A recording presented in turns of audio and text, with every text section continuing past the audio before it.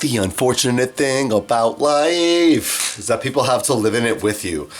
Honestly, like, if there was a choice and, like, someone came out to me, some sentient being, like fucking Timothy Leary or some shit, floated on up to me and was like, hey, you got a choice. You can live in this world, or you can live forever. But 2/3 of the population of this world, gone.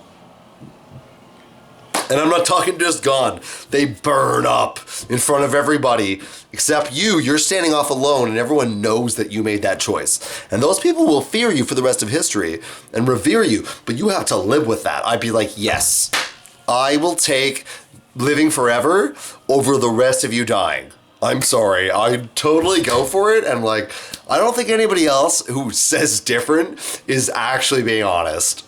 Like, come on, you used to live forever. People are like, oh, but like you'd have to watch your grandma die. It's like, yeah, but I'd have 1,000,000 more grandmas than the rest of you. I would have like 100 different grandmas. I would just like set up my shit up in Russia, and then I go to Japan, and then my next lifetime, after my one grandma died in China, I'd be like, done, the rest of my family dies.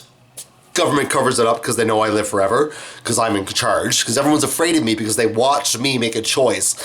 And they're all afraid of this one being, like if it was that scenario, I won't lie, I'd do it, I'd wash y'all out, because I figure like me living for all of history, I would make sure I made the best of it. And I think a lot of you wouldn't. I think a lot of you would waste your time, you'd be on Netflix all the time, and I would be living my life, doing crazy stuff all the time, making sure that I made up for the fact that I sacrificed 2/3 of 5 billion people.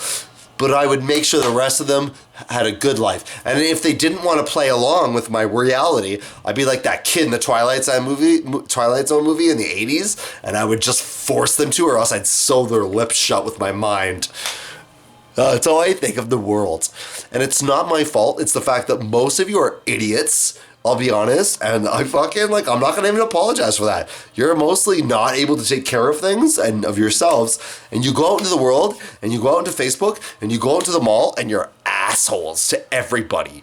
And you think it's your right because you live in the West or some shit. I don't know, because you're white or you're a sexy person. It doesn't matter why you think it's your right. You're just an asshole.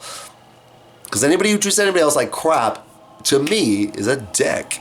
And I think there's enough of you out there that, like, maybe I could talk to the little ethereal being that came up to me and was like, would you like to kill everyone? I'd be like, can I kill, like, just the shitty people? He'd be like, yes, you can kill just the shitty people. I'd be like, yeah, kill the shitty people. Do it now and let me live forever and help everyone be good in their limited lifespans.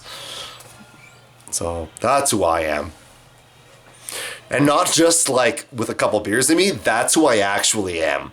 Like, that's not my like extreme self. That's just my moderate self.